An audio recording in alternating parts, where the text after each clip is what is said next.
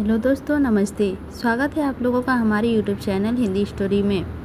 आज हम लोग रंगभूमि उपन्यास का भाग 25 से शुरू करेंगे। इससे पहले का सभी एपिसोड ऑलरेडी चैनल पर अपलोड हो चुका है। यदि आप लोग नहीं चाहकर देखे हैं तो पहले उसे विजिट कर लीजिए, फिर इसे देखिएगा, क्योंकि आधा अधूरा कभी समझ में नहीं आता है। तो चलिए बिना लेट किए हुए हम लोग शुरुआत करते हैं। और इसमें 25 भाग से ही शुरू हो रहा है। इससे पहले वाला में अपलोड हो गया था। साल भर तक राजा महेंद्र कुमार और मिस्टर कलक ने निरंतर चोटें चलती रही। पात्रा की पृष्ठ रणछेदरा था और संखलित सुरमों की जगह सुरमों की कहीं बलवान दलीलें मानो स्याही बह गई। कितने ही कलमें काम आई, दलीलें कट कट कर रावण की सेना की भांति फिर जीवित हो गई जाती थी। राजा साहब बार बार हंसते हो जाते सरकार से मेरा मुकाबला करना चींटी का हाथी का मुकाबला करना है। लेकिन मिस्टर जॉन सेवक और उससे अधिक इंदु इन्हें ढाढ़स देती रहती थी। शहर में राइसों की हिम्मत से काम, स्वार्थ बुद्धि से अधिक काम लिया। उस विनय पत्र पर जो डॉक्टर गांगुली ने नगर निवासियों की ओर से गवर्नर की सेवा में भेजने के लिए लिखा था, हस्ताक्षर करने के समय अधिकांश सज्जन बीमार पड़ गए। ऐसे साधारण रोग से पीड़ित हो गए कि हाथ में कलम पकड़ने की शक्ति ना रही।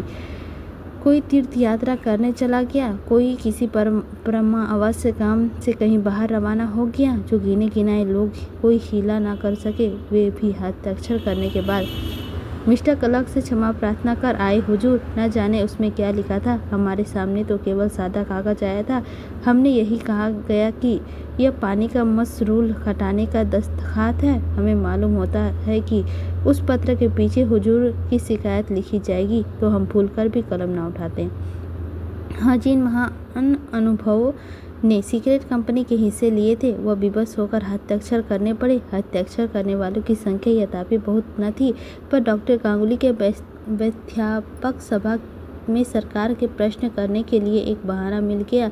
उन्होंने अहमद उत्साह और ध्येय के साथ प्रश्नों की बाढ़ जारी रखी। सभा के डॉक्टर महोदय का विशेष सम्मान था। कितने ही सदस्यों ने उनके प्रश्नों का समर्थन किया। यहाँ तक कि डॉक्टर गांगुली के एक प्रस्ताव एक अधिकारियों को बहुमत से हार माननी पड़ी। इस प्रस्ताव से लोगों को बड़ी बड़ी आशाएं थी, किंतु जब इनका कुछ असर ना हुआ तो जगह जगह सरकार पर अविश्वास प्रकट करने के लिए सभाएं होने लगी। राइसों और जमींदारों की तो भय की जुबान बंद थी, किंतु मध्यम क्षेत्र के लोगों ने खुल्लम खुल्ला इस निरुत्सुकता का विरोध करना शुरू किया। कुंवर भरत सिंह को उसका नेतृत्व प्राप्त हुआ और यह स्पष्ट शब्दों में कहने लगे कि अब हमें अपने पैरों पर खड़ा होना चाहिए। हमारा उद्धार अपने ही हाथों होगा। महेंद्र कुमार भी गुप्त रूप से इस दल को प्रोत्साहन करने लगे।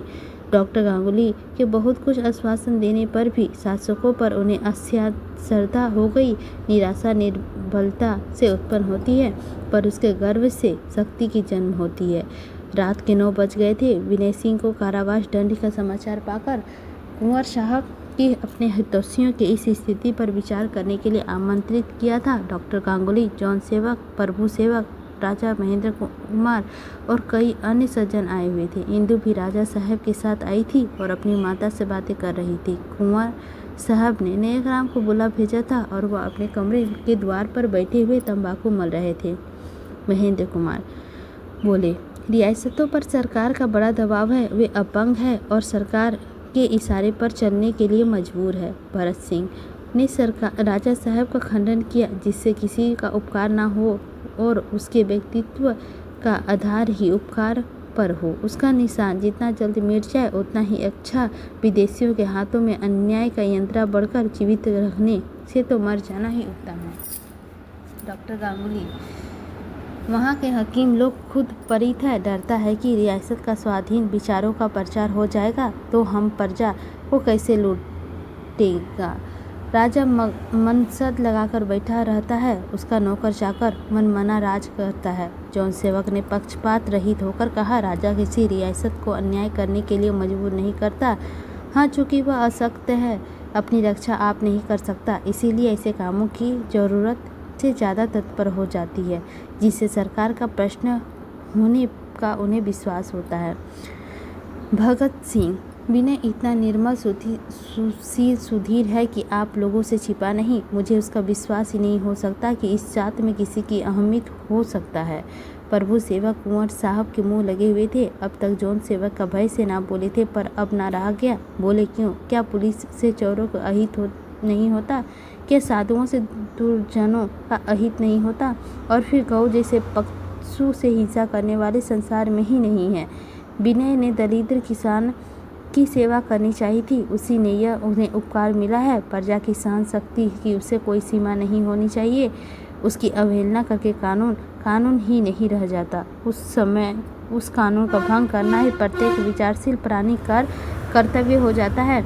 अगर आज सरकार का हुक्म हो तो सब लोग मुंह में कारिख लगाकर निकले तो इस हुक्म की उपेक्षा करना हमारा धर्म हो जाएगा। उदयपुर के दरबार पर कोई अधिकार नहीं है कि वह किसी को रियासत से निकाले जाने पर मजबूर करे। डॉक्टर गांगुली उदयपुर ऐसे हुक्म दे सकता है, उसको अधिकार है।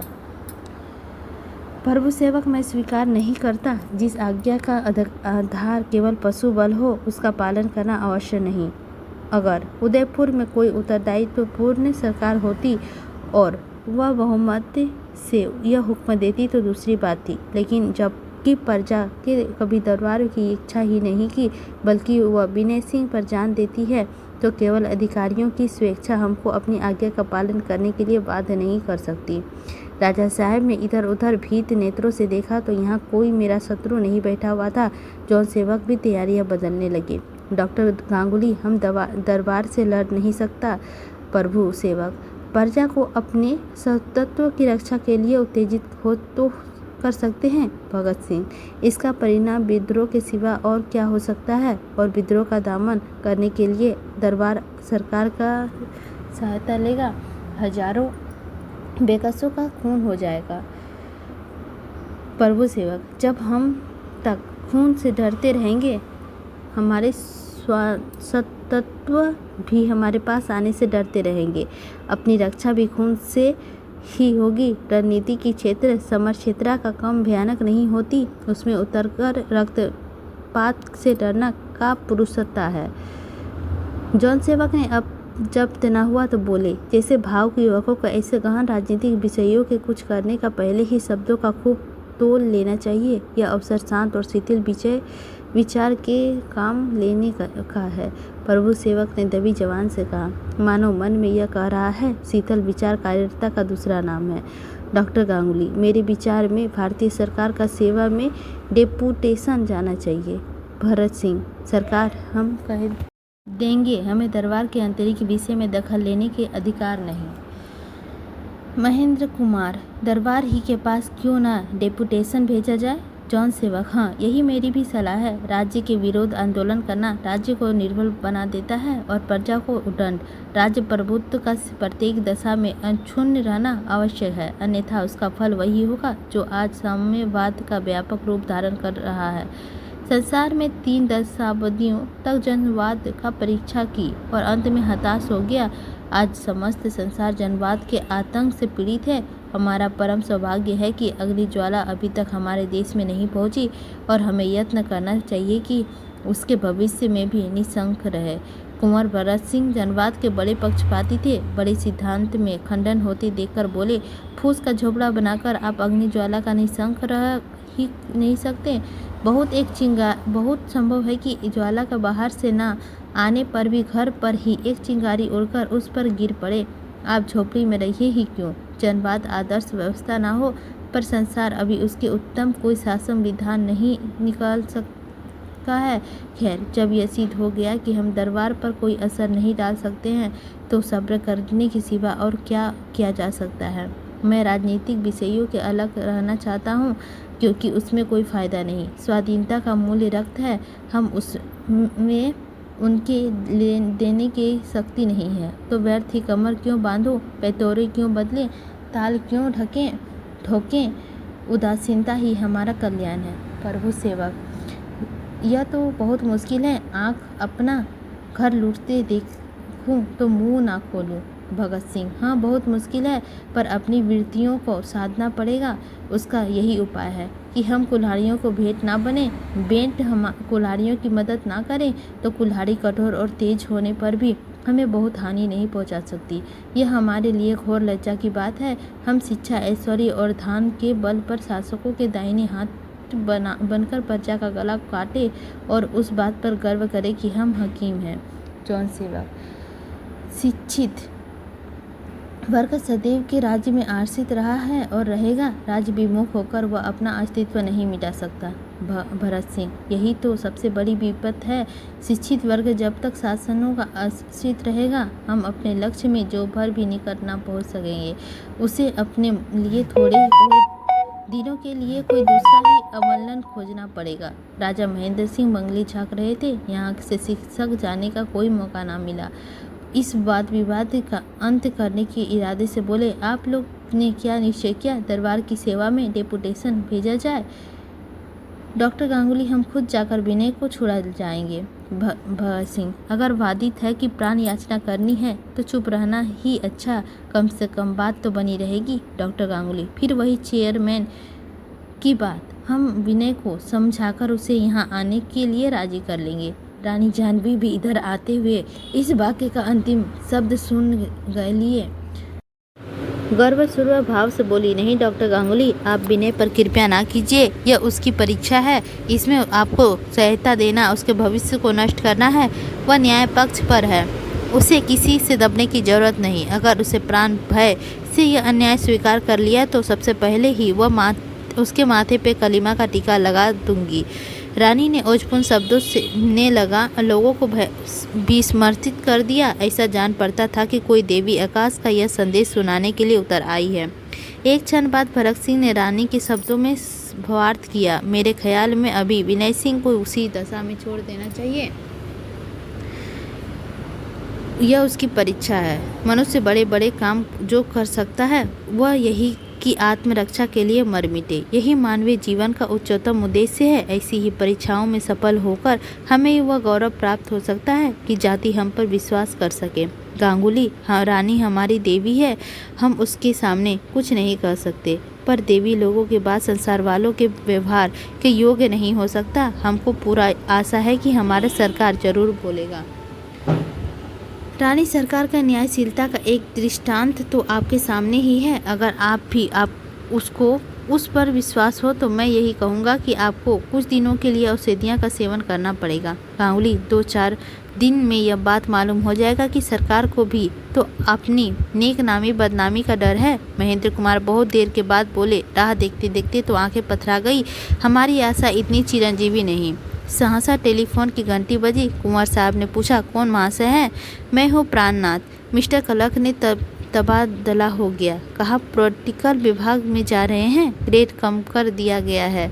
डॉक्टर गांगुली, अब बोलिए, मेरी बात सच हुआ कि नहीं? आप लोग कहता था सरकार की नीयत बिगड़ा हुआ है, पर हम कहता था आपको हमारा बात मानना पड़ेगा। महेंद्र कुमार, अजी प्राणनाथ मस्क खरा है, आपसे दिल लगी कर रहा होगा। भरत सिंह, नहीं, मुझसे तो उसने कभी दिल लगी नहीं की। रानी सरकार, मैं इतने नैतिक साहस से सब शायद पहले ही बार काम लिया है। गांगुली, अब वह जमाना नहीं जब सरकार प्रजा मत की उपेक्षा कर सकता है। अब काउंसिलिंग का प्रस्ताव उससे मानना पड़ता है। भरत सिंह, जमाना तो वही है और सरकार की नीति भी कोई विशेष परिवर्तन नहीं हुआ है। उसमें जरूर कोई ना कोई राजनीतिक रहस्य है। जॉन सेवक, व्यापारी मंडल में मेरे प्रस्ताव का स्वीकार करके गवर्नमेंट ने छक्के छुड़ा दिए। महेंद्र कुमार, मेरा डिपुटेशन बड़े मौके पर पहुंचा था। गांगुली, मैं काउंसिलिंग का ऐसा संगठित कर दिया था कि हमको इतना बड़ा मेजॉरिटी कभी नहीं मिली। इंदु रानी के पीछे खड़ी बोली, विनय पत्र पर मेरे ही उद्योग से इतने आदमियों के नाम आए थे। मुझे तो विश्वास है कि उसी का करामत है। नया कराम अब तक चुप बैठे हुए थे। उनकी समझ में न आता था कि यहाँ क्या बातें हो रही है। टेलीफोन की बात उसकी समझ में आई। अब उन्हें ज्ञात हुआ कि लोग सफलता का सेहरा अपने अपने सिर बांधा रहे हैं। ऐसे अवसर पर भला वह कब तक चुकने वाले थे? बोले, सरकार यहाँ भी गाली फेंकने वाले नहीं हैं।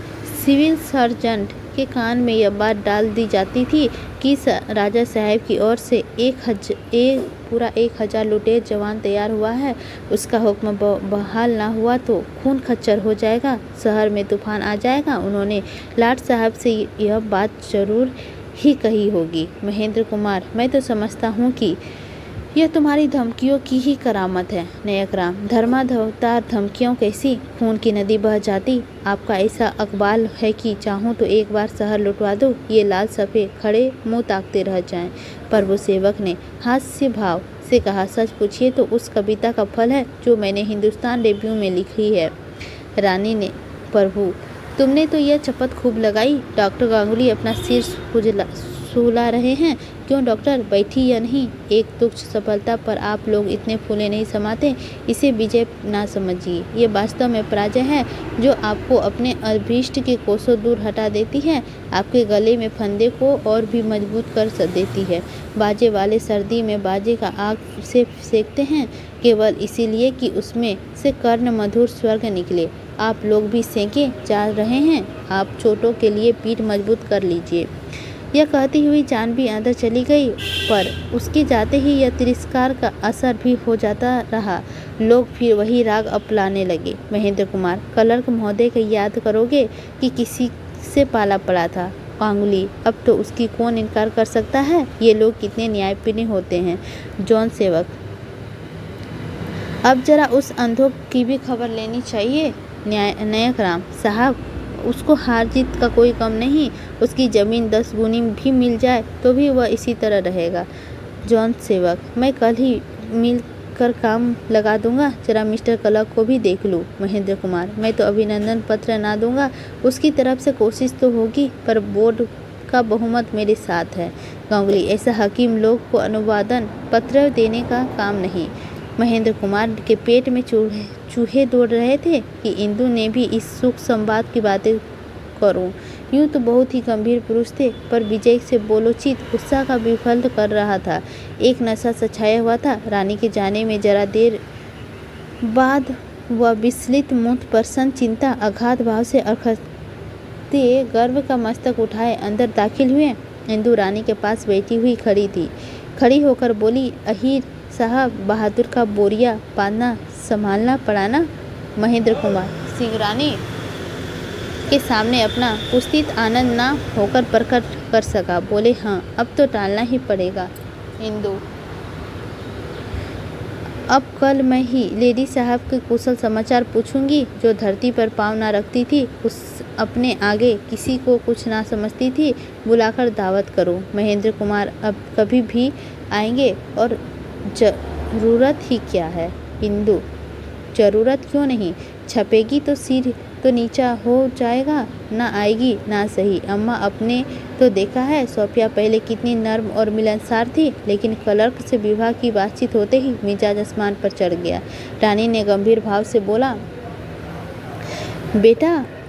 बेटी, यह तुम्हारा भर्म है। सोफिया मिस्टर क्लर्क से विवाह ना करेगी। अगर मैं आदमियों को कुछ पहचान सकती हूँ तो देख लेना मेरी बात ठीक उतरती है या नहीं। इंदु, अम्मा, क्लर्क से उसकी मंगनी हो गई है। संभव है गुप्त रूप से विवाह हो गया होगा। देखती नहीं हो दोनों कितने घुले मिले रहते हैं। रानी, कितने ही घुले मिले हैं, पर उनका विवाह ना हुआ है, ना होगा। मैं अपनी शकीनता के कारण सोफिया की कितनी ही अपेक्षा करूं, किंतु वह सती है, इसमें अनुमात्रा भी संदेह नहीं। उसे लज्जित करके तुम पछताओगी। इंदु, अगर वह इतनी उदार है तो आपको बुलाने का अवश्य आएगी। रानी, हाँ, मुझे पूर्ण विश्वास है। इंदु, तो बुला भेजिए, मुझे दावत का प्रबंध क्यों ना करना पड़े। रानी, तुम यहाँ बुलाकर उसका अपमान करना चाहती हो? मैं तुमसे अपने हृदय की बात कहती हूँ। अगर वह इंसाया ना होती तो आज मैं 5वें वर्ष में उन्हें विनय का विवाह करती और अपना धान्य भाग समझती। इंदु को ये बात कुछ अच्छी ना लगी, उठकर अपने कमरे में चली गई। एक क्षण में महेंद्र कुमार भी वहां पहुंच गए और दोनों डींगे मारने लगी। कोई लड़का खेल में जीतकर भी इतना उत्ताना होता होगा। उधर दीवान खाने में भी सभा उठ गई। लोग अपने अपने घर गए। एक एकांत हो गया तो कुंवर साहब ने नायकराम को बुलाकर कहा, पंडित जी, तुमसे मैं एक काम लेना चाहता हूँ, करोगे? नायकराम, सरकार हुक्म हो तो मैं सिर देने को हाजिर है। ऐसी क्या बात है भला? कुंवर, देखो, दुनियादारी मत करो। मैं जो काम लेना चाहता हूँ वह सहज नहीं। बहुत समय, बहुत बुद्धि, बहुत बल व्यर्थ करना पड़ेगा। जान जोखिम भी है। अगर दिल इतना मजबूत नहीं है तो हामी भरो और साफ साफ जवाब दे दो। मैं कोई यात्री नहीं कि तुम्हारे अपनी धाक बिठाना जरूरी हो। मैं तुम्हें जानता हूँ और तुम मुझे जानते हो, इसीलिए साफ बातचीत होनी चाहिए। नायक राम सरकार, मुझसे दुनियादारी करके भगवान को क्या मुंह दिखाऊंगा? आपका नमक तो रोम रोम में सना हुआ है। अगर मैं काबू की बात होगी तो पूरी कोशिश करूँगा, चाहे जान पर ही क्यों ना आ पड़े। आपके हुक्म देने को देर है। कुंवर, विनय को छुड़ाकर ला सकते हो? नायकराम, दीनबंधु, आप अगर प्राण देकर भी ला सकूंगा तो उठा न रखूंगा। कुंवर, तुम जानते हो मैंने तुमसे यह सवाल क्यों किया? मेरे यहाँ सैकड़ों आदमी हैं। खुद डॉक्टर गांगुली जाने को तैयार है। महेंद्र को भेज दो तो वह भी चले जाएंगे, लेकिन इन लोगों के सामने मैं अपनी बात नहीं छोड़ना चाहता। सिर पर यह इल्ज़ाम नहीं लेना चाहता कि कितने कहते कुछ है और करते कुछ। धर्म संकट में पड़ा हुआ हूँ, पर बेटे की मोहब्बत नहीं मानती तो तो आदमी ही काट का कलेजा तो नहीं है। कैसे सब्र करूँ? उसमें बड़े बड़े आसमानों का पाला है, वही एक जिंदगी का सहारा है। तुम उसे किसी तरह अपने साथ लाओ। उदयपुर के अमले और कर्मचारी देवता नहीं, उन्हें लालच देकर जेल में जा सकते हो। विनय सिंह से मिल सकते हो। अमलों की मदद से उन्हें बाहर ला सकते हो। यह कुछ कठिन नहीं। कठिन है विनय को आने पर राजी करना। वह तुम्हारी बुद्धि और चतुरता पर छोड़ता हूँ। अगर तुम मेरी दशा का ज्ञान करो, उन्हें करा सको, तो तुम विश्वास है कि वो आएंगे। बोलो, कर सकते हो यह काम? इतना मेहनत ना, एक बूढ़े बाप का आशीर्वाद के साथ, और जो कुछ चाहोगे पेश करूँगा। नाहक राम, महाराज, कल चला जाऊँगा। भगवान ने चाहा तो उन्हें साथ लेकर आऊँगा, नहीं तो फिर मुंह ना दिखाऊँगा। कुंवर, पंडित नहीं पांडा जी, जब उन्हें मालूम हो जाएगा कि मैं कितना विरल हूँ तो वह चले जाएंगे। वह अपने बाप का जान को सिद्धांत पर बलिदान ना करेंगे। उन्हें उनके लिए मेरे अपने जीवन का काया पलट कर दी, यह फकीर वेश धारण किया। क्या वह मेरे लिए इतना भी ना करेंगे? पंडा जी सोचो, जिस आदमी ने हमेशा मखमली बिछौने पर आराम किया हो, उसे काठ के तख्त पर आराम मिल सकता है? विनय का क्या प्रेम वह मंत्र है जिसे वश होकर मैं एक कठिन तपस्या कर रहा हूँ। जब विनय का त्याग व्रत ले लिया तो मैं किस मुंह से बुढ़ापे का भोग विलास का लिपते रहता। आह, ये सब जानवी के बोए हुए कांटे हैं, उसके आगे मेरी कुछ नहीं चलती। मेरा सुख स्वर्ग उसी के कारण नरक तुल्य हो रहा है। उसी के कारण मेरा प्यारा विनय मेरे हाथों से निकला जाता है। ऐसा पुत्र रत्न खोकर यह संसार मेरे लिए नरक हो जाएगा। तुम कल जाओगे, मुनि में जितने रुपए चाहो ले लो। नायकराम, आपके अकबाल की किसी बात की कमी नहीं, आपकी दया चाहिए। आपने इतने ही प्रतापी होकर जो त्याग किया है, वह कोई दूसरा करता तो आंख निकल पड़ती। त्याग करना कोई हंसी है? यहाँ तो घर में भूंगी भांग नहीं, यात्रियों की सेवा टहल ना करे तो भोजन का ठिकाना भी नहीं ना हो। पर बूटी की ऐसी जड़ चाट पड़ गई कि एक दिन ना मिले तो बवाला हो जाता है। कोई आपकी तरह क्या खा के तैयार करेगा? कुंवर, यह तो नहीं मानी हुई बात है कि तुम गए तो विनय को लेकर ही लौटेंगे। अब यह बताओ कि मैं तुम्हें क्या दक्षिणा दूँ? तुम्हारी सबसे बड़ी अभिलाषाएं क्या है? नाहक राम, सरकार की कृपा बनी रहे, मेरे लिए यह कुछ कम नहीं। कुंवर, तो इसका आशय है कि तुम मेरा काम नहीं करना चाहते। नाहक राम, सरकार बात ऐसी ना कहें। आप मुझे मानते हैं। आपका हुक्म ना बजा लाऊंगा तो भगवान का क्या मुँह दिखाऊंगा? और फिर आपका काम कैसा? अपना ही तो काम है। कुंवर, नहीं भाई, मैं तुम्हें सेंध में इतना कष्ट देना नहीं चाहता। यह सबसे बड़ा सलूक है जो तुम मेरे साथ कर रहे हो। मैं भी तुम्हारे साथ वही सलूक करना चाहता हूँ जिसे तुम सबसे बड़ा समझते हो। तुम्हारे लड़की हैं। नायक राम ने सिर झुकाकर कहा, धर्म अवतार कभी अभी तो विवाह ही नहीं हुआ। कुंवर, अरे यह क्या बात है? आधी उम्र गुजर गई और तुम अभी तक कुंवारे ही बैठे हो। नायक राम, सरकार तकदीर के सिवा और क्या कहूँ। इन शब्दों में इतनी मर्मता वेदन भरी हुई थी कि कुंवर साहब को नयग्राम पर चीर संचित अभिलाषाएं प्रकट हो गई। बोले, तो तुम घर में अकेले रहते हो? नागराम, हाँ, धर्मावतार भूत की भांति अकेला ही पड़ा रहता हूँ। आपके अकबाल के 2 खंड का मकान है, बाग बगीचे हैं, भैंसे गाय भैंसे हैं, पर रहने वाला कोई नहीं, भोगने वाला कोई नहीं। हमारी बिरादरी में उन्हीं का विवाह होता है जो बड़े भाग्यवान होते हैं। कुंवर मुस्कुराकर, तो विवाह कहीं ठहरा दूं? नागराम, महाराज ऐसी तकदीर कहाँ।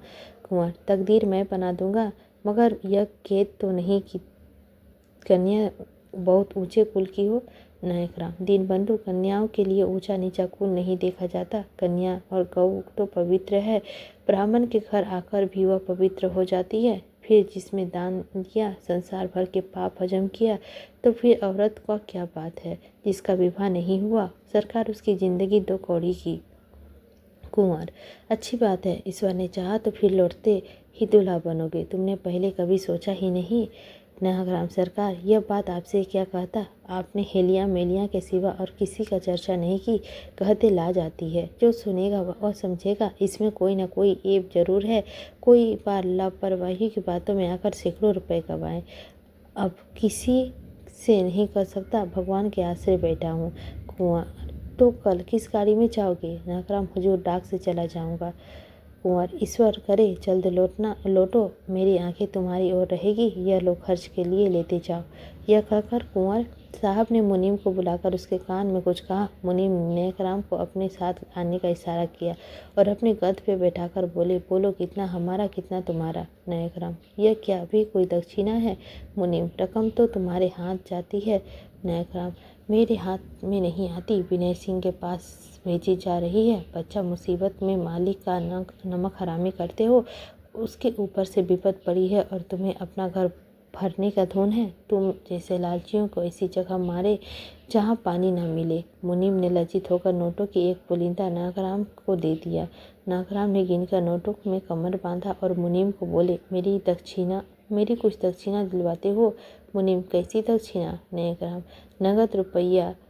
नगद रुपयों का कि नौकरी प्यारी है ही कि नहीं, जानते हो, यहाँ से निकाल दिए जाओगे तो कहीं भीख न मिलेगी। अगर भला चाहते हो तो 50 रुपए की कौदी बाएं हाथ बढ़ा दो, नहीं तो जाकर कुंवर साहब से जड़े देता हूँ, खड़े खड़े निकाल दिए जाएंगे। जानते हो, या रानी जी को निकाले भी जाओगे और गर्दन भी नापी जाएगी। ऐसे बेभाव की पड़ी कि चांद कांची हो जाएगी। मुनीम, गुरु, अब यारों ही से यह गिदर भड़की, इतने रुपये मिल गए, कौन कुंवर विनय सिंह रसीद लिख देते हैं। नायकराम, रुपये लाते हो कि नहीं, यहाँ बात की फुर्सत नहीं, चटपट सोचो, मैं चला। याद रखो, कहीं भीख ना मिलेगी। मुनीम, तो यहाँ मेरे पास कहाँ है, यह तो सरकार रकम है। नायकराम, अच्छा, तो हैंड नोट लिख दो। मुनीम, गुरु, जरा इधर देखो, गरीब आदमी हो। नायकराम, तुम गरीब हो बच्चा, हराम की कोड़ियाँ खाकर मोटे हो गए हो, उस पर गरीब बनते हो। लिखो चटपट। कुंवर साहब जरा भी मोरवत ना करेंगे, यूं ही मुझे इतने रुपये दिला दिए हैं, बस मेरे कहने भर की देर है, गबन का मुकाबला चल जाएगा बेटा, समझे? आओ, बाप का पूजा करो, तुम जैसे घाघ रोज थोड़े ही फंसते हैं। मुनीम ने नायकराम की तैयारियों की भाप लिया। अब वह बिना दक्षिणा लिए ना छोड़ेगा। चुपके से 25 रुपये निकालकर उसके हाथ में रखे और बोले, पंडित जी, अब दया करो, ज़्यादा न सताओ। नायकराम ने रुपये मुट्ठी में लिए और बोले, ले बच्चा, अब किसी को ना सताना, मैं तुम्हारी टोह ना रखूँगा। नायकराम चले गए तो मुनीम ने मन में कहा, ले जाओ, समझ लेना खैरात किया। कुंवर भगत सिंह ने वक्त दीवान खाने के द्वार पे खड़े थे। आज वायु की शीतलता में आनंद न था। गगन मंडल में चमचमाते हुए तारागण व्यंग दृष्टि की भांति हृदय में चुभते थे। सामने वृक्षों का कुंज में विनय की स्तुति मूर्ति श्याम करुण स्वर्ग की भांति कल्पित धारू की भांति असमर्थ यूं निकलती हुई मालूम हुई, जैसे किसी संतप्त हृदय की हाय की ध्वनि निकलती है। कुंवर साहब कई मिनट तक खड़े रोते रहे। विनय के लिए उसके अंतःकरण की इस भांति स्वेच्छा निकल रही थी जैसे उषा काल में बाल सूर्य की सिंगंतना माधुर मंद किरण शीतले किरणें निकलती है। इसी के साथ हमारा 25वां अध्याय भी समाप्त होता है। अब हम लोग 26वां अध्याय में प्रवेश करेंगे। अगले एपिसोड में आज के लिए बस इतना ही। मिलते हैं अगले 26वां अध्याय लेकर आप लोगों के समक्ष। लेते हैं आप लोगों से विदा। यदि अच्छी लगी होगी तो लाइक कीजिएगा, चैनल पर नए होंगे तो सब्सक्राइब कीजिएगा और हमें कमेंट करके बताइएगा कि मेरे वाचन में कहाँ कमी है। मैं उसे पूरी तरह से सुधारने की कोशिश करूँगी। और हमें कमेंट करके भी बताइएगा कि आप लोगों को रंगभूमि उपन्यास कैसी लग रही है। आई होप अच्छी ही लगी होगी। मिलते हैं अगले एपिसोड 26 लेकर आप लोगों के समक्ष।